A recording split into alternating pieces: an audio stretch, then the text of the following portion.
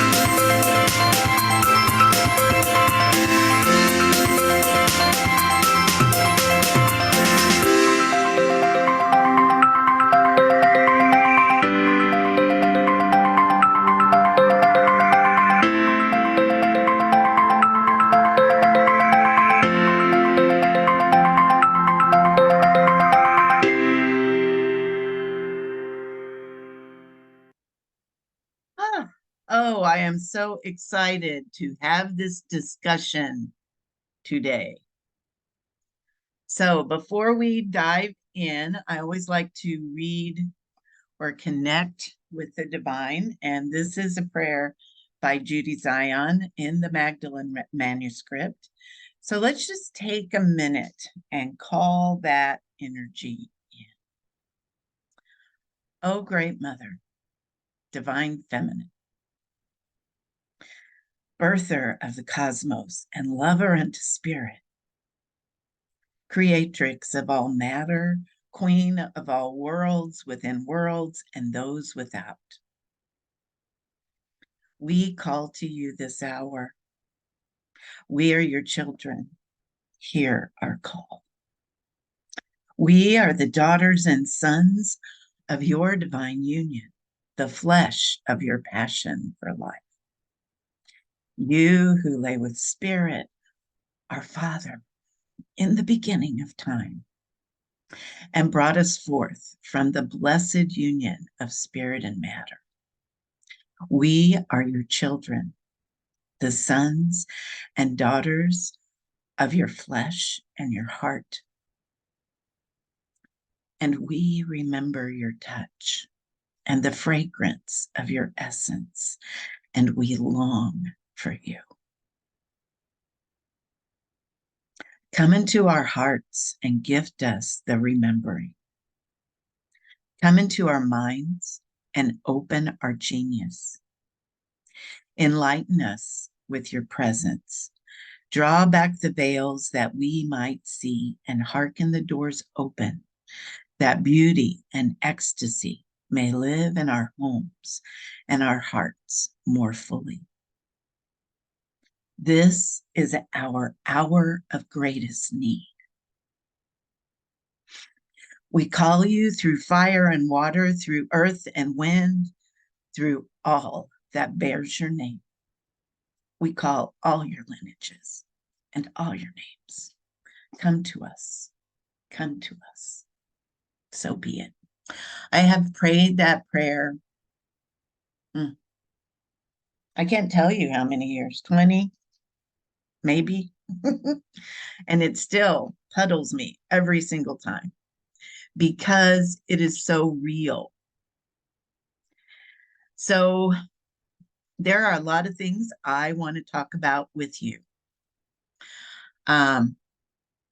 Is it just my imagination, or is the whole internet full of information on the Magdalene?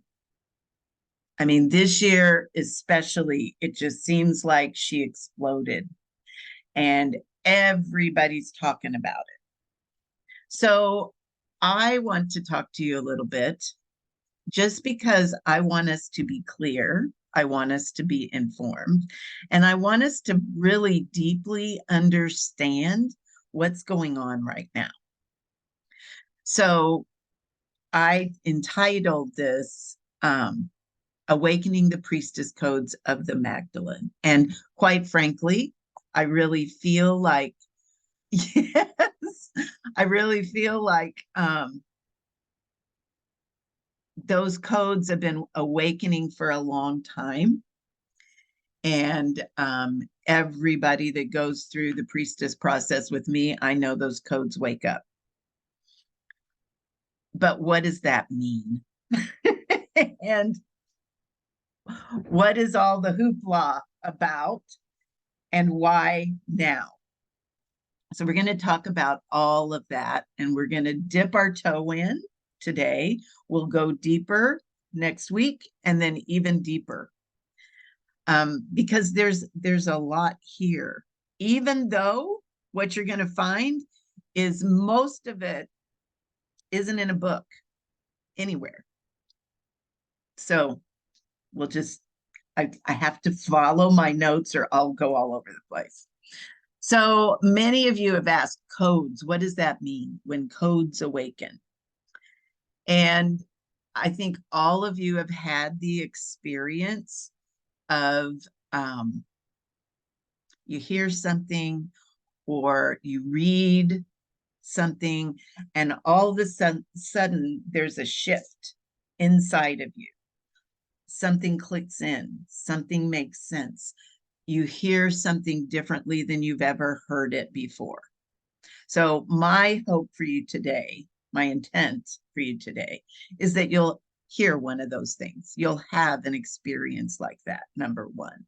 But number two, that you'll leave with better understanding of why all this energy around Magdalene, and what is it that she truly represents to us, and why is it so important that we wake these codes up now. So there are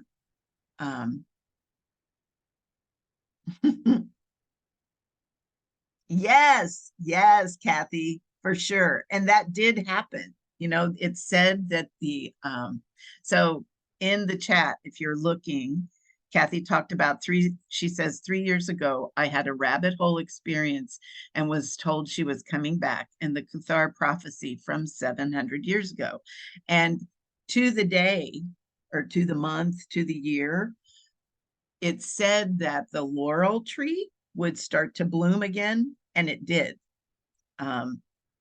There's another teacher that teaches a lot about Magdalene, and she lives in France. And I know her as Anaya Sophia. She's changed her name to Alethea Sophia, Pistis Sophia. And she talked about how, I mean, she followed the Cathar prophecy. She taught some classes on it, and she talked about how it was prophesied that the laurel tree would bloom again, and it did. So those things, that could be, I think, yeah, the laurel. Yeah, I believe that was the tree. So that is an example of a code firing, something waking up inside of a person. And so I appreciate that example that was given to us. So when I say that term, that's what I mean. There are places, different spots, I guess you could say, on our DNA, in our DNA coding, that maybe they'll get triggered, maybe they won't. But if they do, then something wakes up in us that maybe wasn't there before. So I can give you an example in my own life. Most people that knew me 45 years ago would never suspect in a million years that I would be teaching the feminine mysteries. But I am, because something clicked in my DNA that changed everything. And I could go back and try to tell you what that was. I'm sure I could find it. But the point is, it doesn't matter. All that matters is that somebody flipped a switch, something turned on. All of us have those things inside of us, those little places where, if we're in the right place at the right time, or maybe it's not something that simple, maybe it's a big trigger, maybe we're in a car accident, or we have a traumatic experience, and something inside of us clicks on. A code is fired. That's what that means. And right now, we're going to talk about why this is happening so much now. But right now, this is happening like the 4th of July. People's DNA is waking up and shooting off and firing like nobody's business.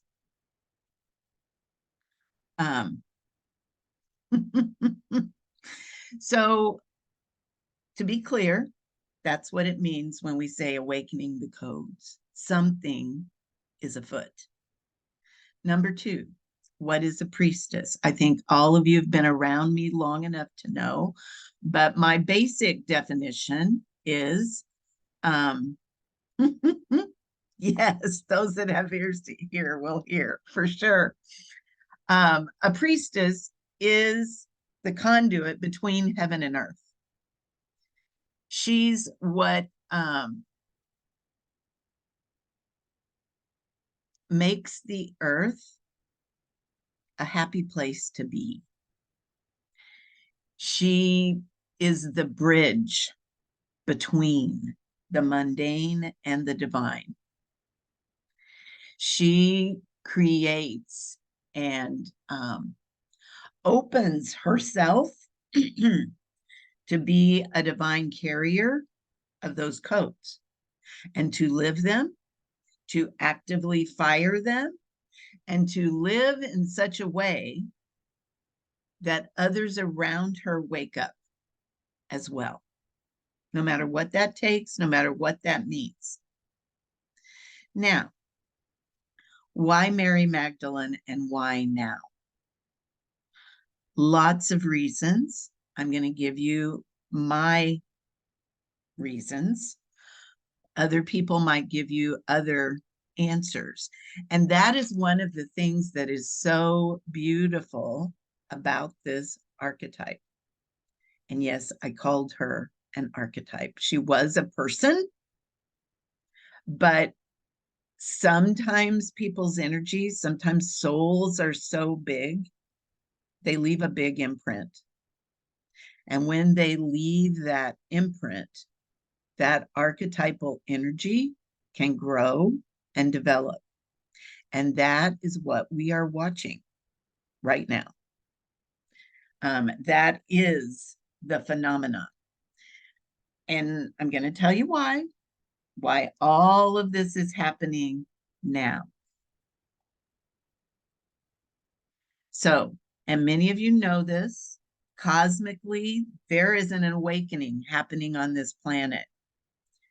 And not just the 26,000 year cycle, there's a 300,000 year cycle, there's a million year cycle.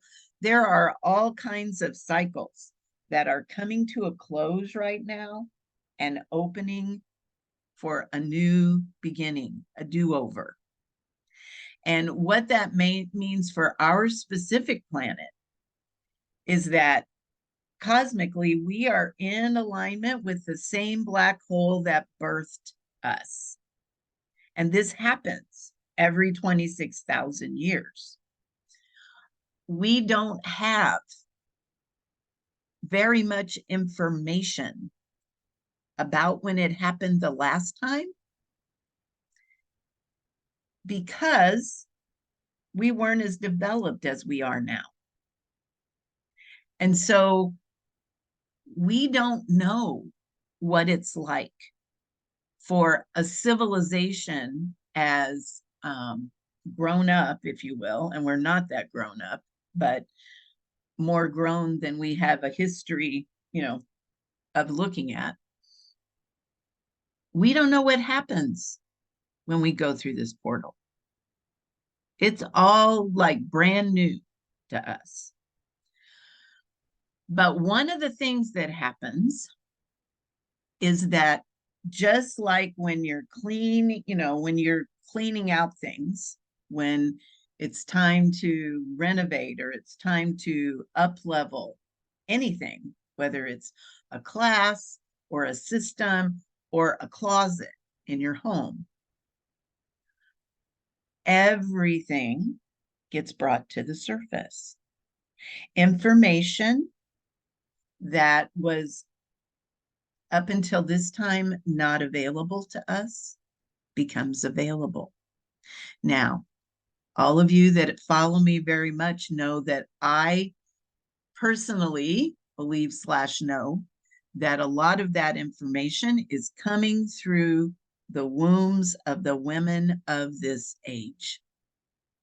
Our wombs are waking up. We're bringing in more information.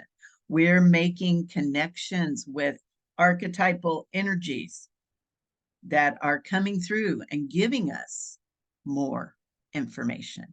Information that isn't in the history books, but information that's valid. all the same. So when we are in a cycle like this, when we are in this point of transformation, then all of those codes begin to fire and wake up. We're stirring the pot. And internal knowing, guidance, intuitive information, all of that becomes more necessary, more significant, and really, really loud. Things we can't ignore, right? Yes, thanks, Val. That's exactly what I would love to say, wanted to say. It could have been known, but it was probably destroyed, for sure. Absolutely. But now it's back. There's tons of information pouring in through women that have awakened their wombs and are actively using them, right? Now, that's not very many of us. I'll just say that right now. Compared to the number of women on the planet, nah, we need to get busy. So also,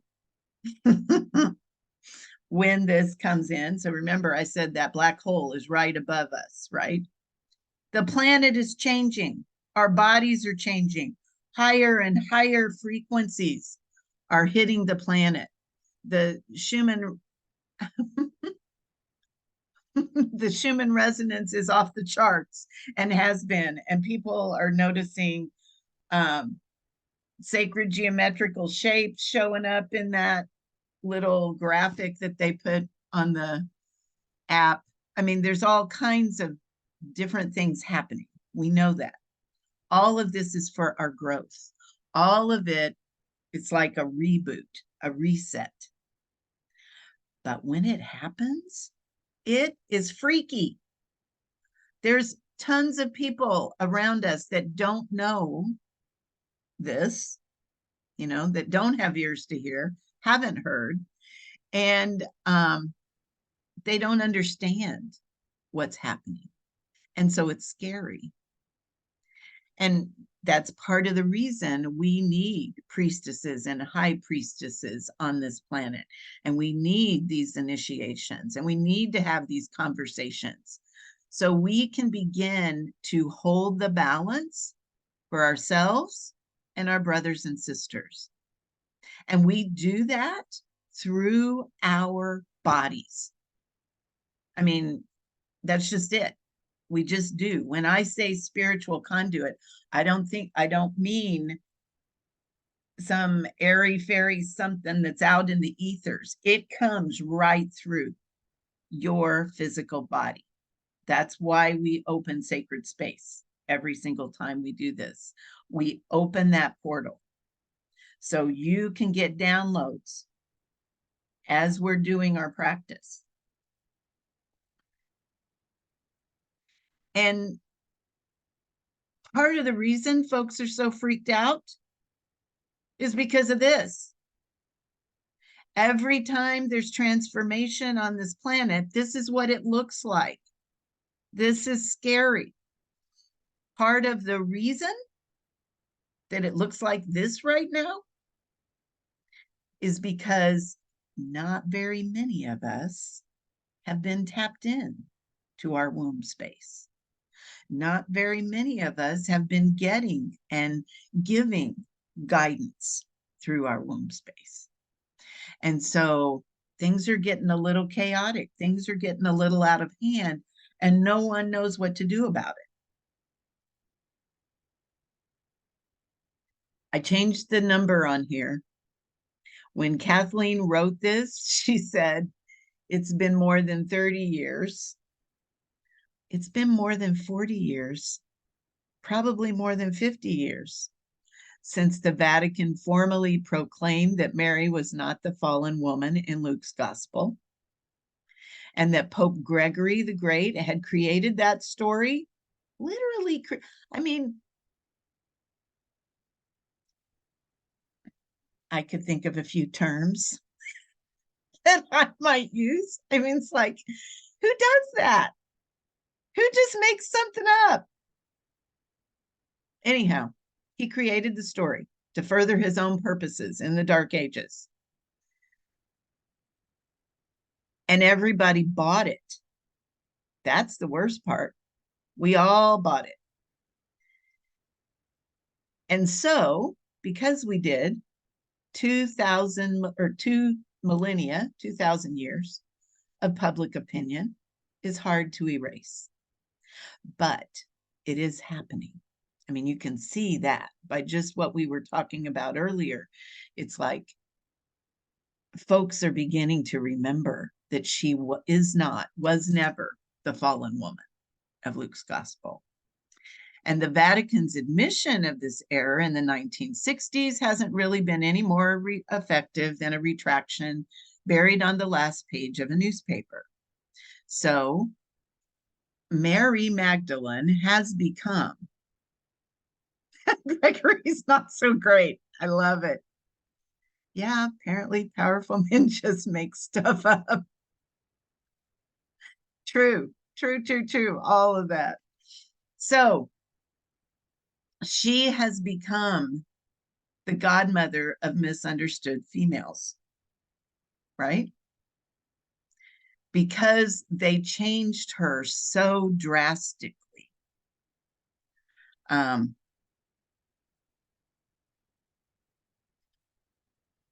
All of us kind of jumped into that bandwagon and started talking to Mary. And, we'll talk about this in our next class. There's so many really sweet and classic phenomenon that happen to women who connect with Mary Magdalene. She shows up in the same way for just about everyone at some point. And we'll talk about those things next time. But my point with this one is that yes, we were all sold a bill of goods. But even if that isn't true, we really don't know that much about her historically. Yes, absolutely, Sarah. Churches and colleges dedicated to her. Absolutely. And I'm going to tell you why in this class for sure. So the facts around her, just the hardcore facts that we have, there isn't a whole lot of documentation. And mostly what we do have are verbal histories that were passed down from person to person. And many of those, and this is where all of the churches and colleges that are dedicated to her, this is where they come from. They come from oral traditions. So when people try to show you factually things about Magdalene, do your homework and make sure that there is actual fact there, or make a conscious choice to utilize the verbal traditions and hold them in as much esteem as you do things that are written down. As we can see, things that are written down aren't necessarily accurate, right? So we do have a gospel that has been credited to her. And because of that, and because of what I just told you, the information is growing. Now, there's one other piece of this that I think is like the crux of this growth. Archetypal energy. And folks don't talk about this much. Usually you get a definition, and this is what an archetype is. It's a thought form. It helps people understand, it categorizes information and helps people understand a certain thought. Now, Do archetypes change? Do they grow? Do they develop? Yes, absolutely yes. If you don't believe me, think about just a very simple one. Mother. When we say mother, we all know what that archetypal energy is, what it entails. But would you agree that the idea, the concept of mother in 2023 is different than the concept of mother in 1940? Absolutely. That archetype grew, right? It developed more stuffs.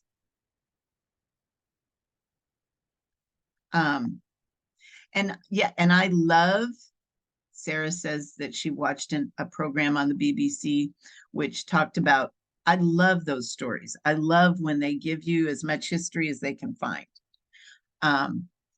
But my point with all of this is that really and truly, for our purposes, yeah, we know she existed, and we know that the soul that was Mary Magdalene 2,000 years ago and the archetype that is Mary Magdalene now, probably a bit different.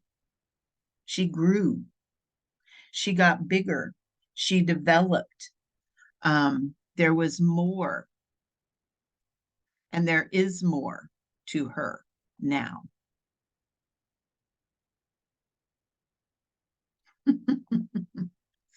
So, so my point with all of that is that when women actively engage their wombs, actively engage their intuitive knowing, guidance, and information, they can tap in to more information than what's written in the history books.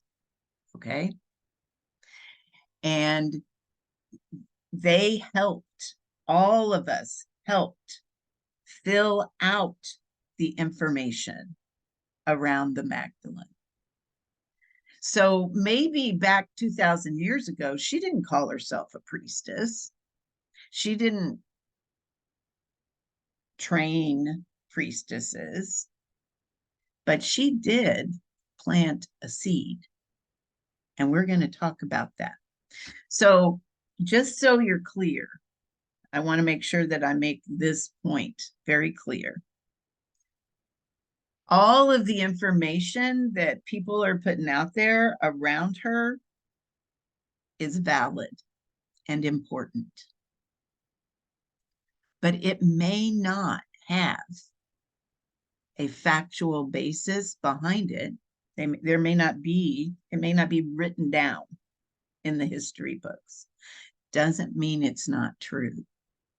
What we are getting to watch and be witness to is an archetypal energy that is growing up, that is developing, and, for want of a better phrase, coming into her own. She is literally holding us and sharing with us information that she has garnered from all of us, from all of our life experiences. That's what an archetype does. That's what it is.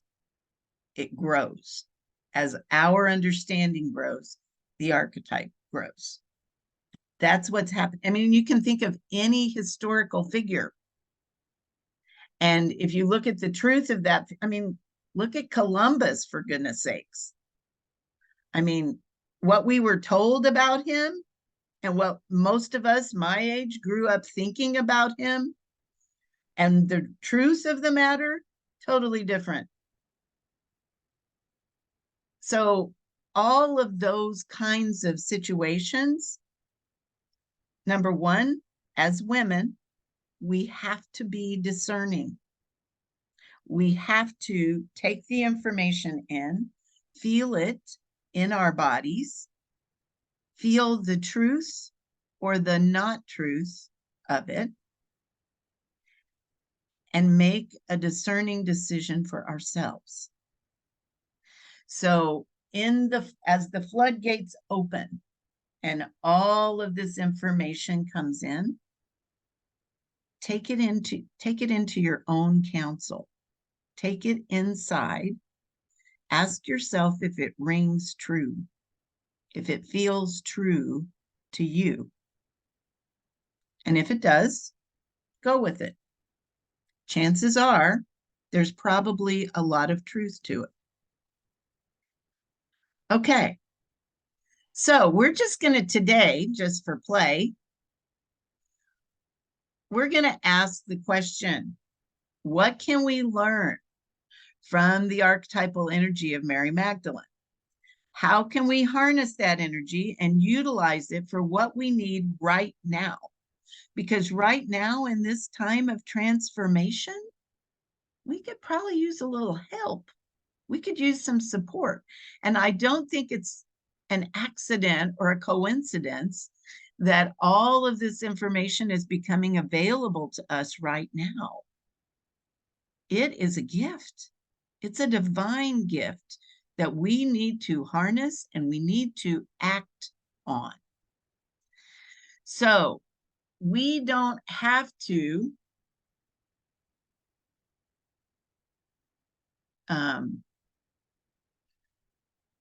go and take in all the information. We can just look at things, factual things that we know right now, and see how her presence with us, even, I don't really think the Catholic Church had any idea the movement they were going to start by giving her a feast day in the middle of the summer, right? That wasn't their plan, but oh my goodness, look what happened. So she can give us things just from what we know factually about her. And so we're just going to take one. We're going to take one today. We've laid the groundwork, and we'll dive into really more juicy stuff next time. But I want us to look at what we know. So let's just go with what we know. And I do want to emphasize, we hold her in high regard. She was a teacher and a healer in her own right. We know this about her. But you know what? There wasn't a guidebook. There wasn't any kind of cosmic debriefing that happened. They didn't, maybe before she incarnated, there might have been a sit down. But for the most part, once she was here in her physical body, her physical form, there wasn't any appearance by an angel or that we know of, right? There wasn't anyone that said to her, okay, this is going to happen and this is how we need you to handle it. This is just her, raw, right? So I want you to think about, and I want you as much as you can, because I know that some of us have had this experience. She faced one of the most painful, excruciating experiences anybody can as a human. Now, I personally believe that she was in a relationship, a partnered relationship with Yeshua. But you don't even have to believe that to know that her dearest teacher, someone she loved with every ounce of her being, was pulled away from her and killed right in front of her. And the most horrible part was all of them knew it was going to happen. And there wasn't a thing they could do to stop it. I mean, that in and of itself, have you ever been in that place where that bad thing's going to happen and you try desperately, you pray, you do everything you can to change it, and it still happens. And there's nothing you can do. She, in living color, she did that.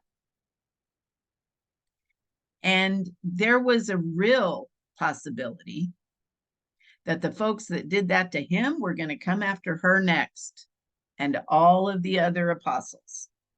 I mean, that was a real threat. One of the admonitions that Yeshua told his followers was, stay alive. It's like, somebody's got to be here when I leave. So she had to experience that horrendous experience. And not to mention, it's like when all this is happening, it's like everything, it looked like chaos on the planet. The sky went dark. There was a big storm, lightning, thunder, torrential rain. All of that was going on. And turmoil and chaos in the government. So it was a very, very traumatic time. And she went through all of that. How could you do that and still be sane? Courage.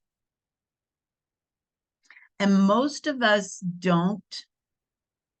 We all think courage is a cool thing and we all would like to have it, but we really don't know if we have it until something like this pulls it out of us. Something like this demands it of us. And I venture to say that if you haven't experienced this kind of demand yet, you will. A planet in transformation does that. It brings up all the places where we need to be brave and courageous. So by living her truth, Maggie has given us all the courage we need. She's empowering us to do what we need to do in our world because she did what she needed to do in hers.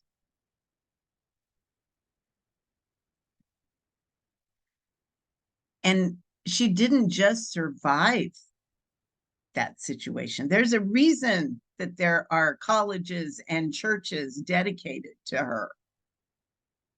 She thrived. She was a good student. She remembered what her teacher taught her. Love always wins. And if you know how to truly love, you will never suffer again. So when individuals came to her that had caused his death, she was able to forgive them. She was able to do what she'd been taught in real time, in the real world. It's one thing to say, forgive them, they don't know what they're doing, and leave the planet. It's another thing to have to keep on forgiving and keep on loving and living that truth. And she did it. And that's why there's churches. That's why there's universities, because as humans, we don't get that. We get eye for an eye. We totally understand anger and we understand retaliation and justice. But do we understand how to love in the face of so much trauma? Maybe not. But she can teach us. And she used love as the energy she needed to rise from the ashes. And literally, she planted the seed that wasn't going to be planted. She planted it, and she created a movement of love that has encompassed the globe. She didn't stop practicing. In fact, she grew that practice into a movement. And when I say encompass the globe, it did. Look around. It's everywhere. She didn't have internet. She had no social media, no virtual assistants, no staff. And there were a lot of folks that wanted to put an end to her and her movement, even those she considered friends. Whole cities were massacred. Blood literally ran in the streets just to put a stop to that movement. And, you know, just as a little side note, in the oral traditions, it is very well accepted that when she left Jerusalem, she was pregnant. So there was, I mean, every single ball she could juggle as a woman, she had to juggle. And she did it. So that's just one. We're going to look at a lot of others. But this kind of wets your whistle. It gets you into the groove of what we're doing here. We're looking at all of the places that she is supporting us, that archetypal energy of the divine feminine in the form of Mary Magdalene is specifically supporting us as we move through this transition. The world back then, 2,000 years ago, was in a transition. We're not in such a different spot right now. So we can borrow courage from her. And it's very necessary that we begin with courage if we're going to priestess this planet back into a form that can survive. That is up to us, ladies. If we are waiting for someone to save us, we're going to be in a heap of hurt. We save ourselves. So priestessing the planet takes courage. It takes courage to be a priestess. Remember, I said it was a conduit between heaven and earth, between the divine and the mundane. A priestess is also a loud talker. She's someone that remembers her true nature and lives in such a way that she causes others to live it too. And that's why we love Magdalene, because she did. She empowers by being empowered herself. She walks her talk even when it isn't popular. She speaks the unspeakable. She knows the unknowable, and she has the courage to live it out loud, to say it. It takes courage to be a priestess in a world where they're not honored, where it's still, that word still causes some of us to be uncomfortable. And I will be quite honest with you. It took me years to not want to change the name of that process, because I knew I'm a psychotherapist by trade. I know that you could talk to me for years and years and years and never get the same benefit that you would from 9 months in the Priestess process. It puts you back together in a way that you can't put words to.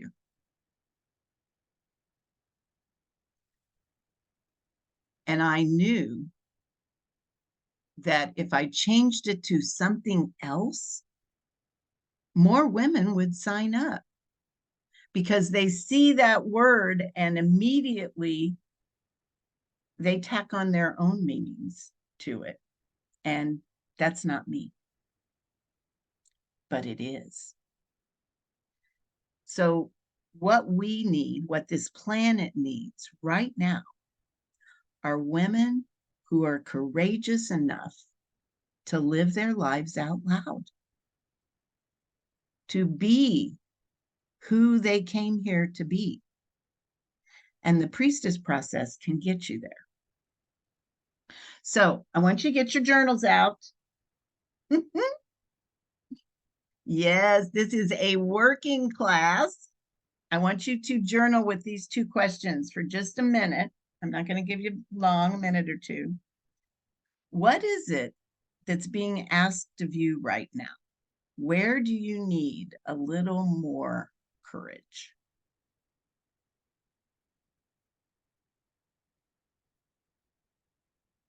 Just take a minute or 2 and jot down the first thing that comes to your mind.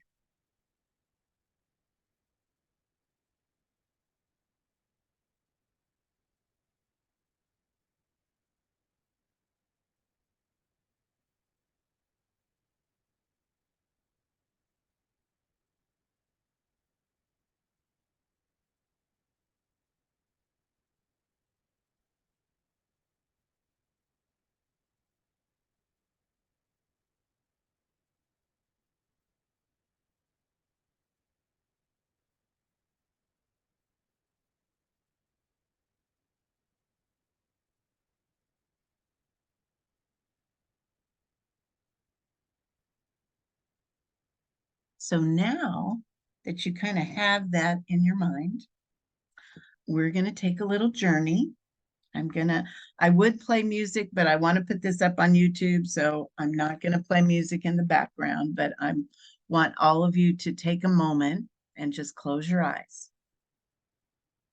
Get yourself comfortable, sit back in your chairs, or you can even lay down if you choose. I want you to be able to relax and just go into a guided meditation for just a few moments here. So everybody just take a few cleansing breaths. Drop your shoulders, let your body relax. Let yourself drop into your body. You can even put your hand on your womb or your heart if that feels good to you. Really plug in. Let all the parts of your body relax, your legs, your arms and shoulders, your torso. Just breathe. And then imagine that you're in a beautiful place in nature. Maybe it's a sandy beach. You're walking along the beach and the waves are rolling in. They wash over your feet, wash away the footprints as you walk. You feel the sand squish up between your toes. And as you walk, you allow your body to relax even deeper. And you look out in front of you, and there's a beautiful light heading toward you, getting bigger, larger, brighter, the closer it gets. And as it gets closer, you can see that it's a being, it's a person that's just kind of glowy, a very bright light.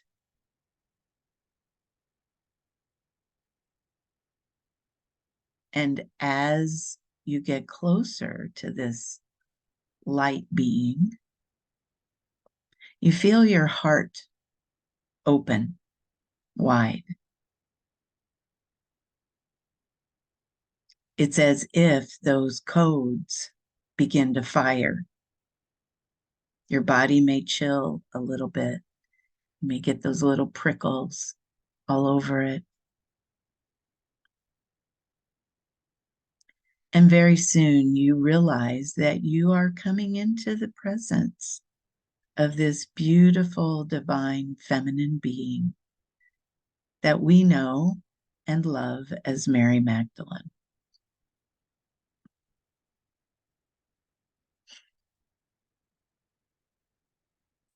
And as you are face to face with her, she takes you by the hands and she touches her hand to your heart space. And that light pops on even brighter.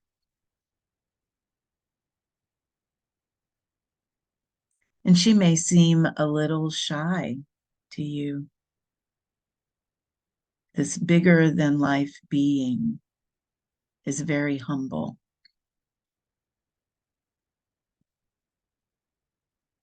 And she says, "Thank you for coming."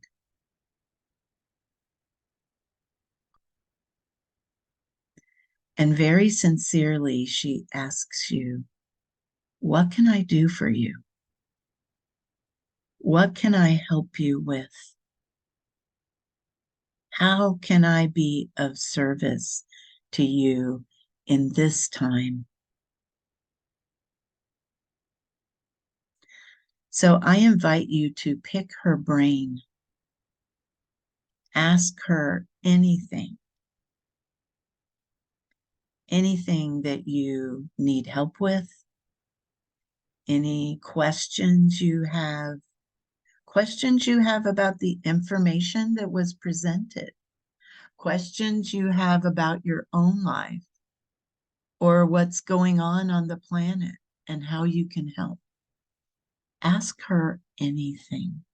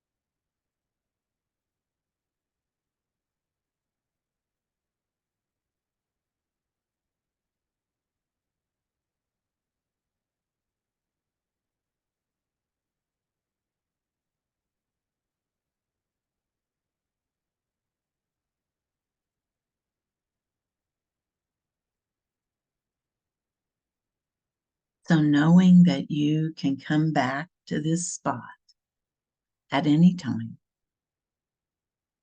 thank her for the guidance and the information that she's given you.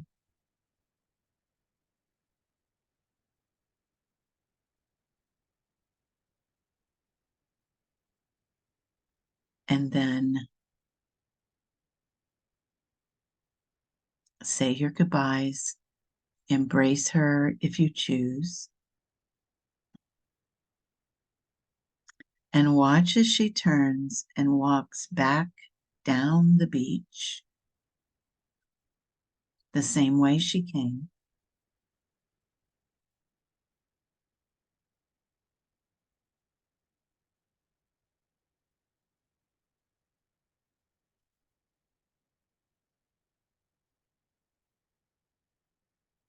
And watch as that light gets smaller and smaller.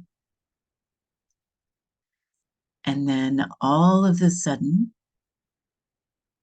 it zooms out into the sky and hangs itself out in the cosmos. And allow yourself to come back into this present time. Blessed Mother, as we ponder the gift of your life and example that has been given to humanity, may we be blessed with your grace. May we always remember that compassion and grace are gifts to be shared. May we be reminded of the richness embedded in the fabric of our aliveness. This is the only chance we get to do this, ladies. It is such a rich experience. And may we forever be grateful for the gift of your love. So, New Earth Priestess is coming. We begin on Maggie's feast day, July 22nd. And you are the first to know about this. For a limited time, I am offering a $500 discount on the price. That is unprecedented. This is the lowest price it's ever been. And that discount only lasts until Monday when we come back for the next class. So if you are interested, I will put a link in the email when I send out the recording. You can sign up and chat with me about it, or you can go to the classroom page and sign up.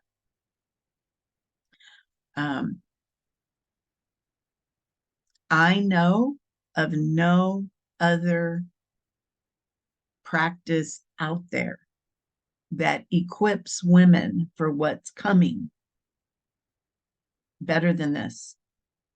Nothing. There just isn't.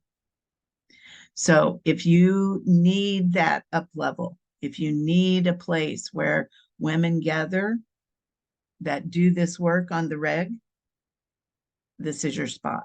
And this is the appropriate time to jump in. We will have our next free session Monday, the 17th, and we'll do that at noon. I'm trying to include some of our down under friends. And so I keep pushing it back a little bit so that we can get some other people live and in person with us.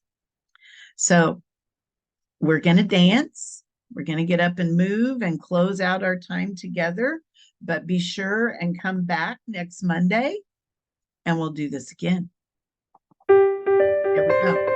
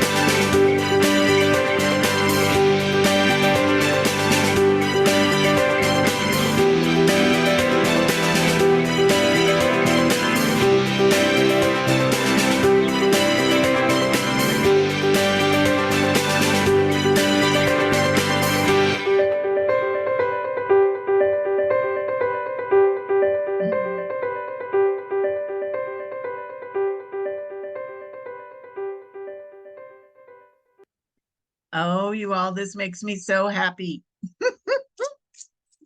You are very, very welcome. Yes, it is. So I'm Central Time. So it'll be noon Central Time that we come back to. All right, everyone. So good to see all of you again, and I will see you again Monday.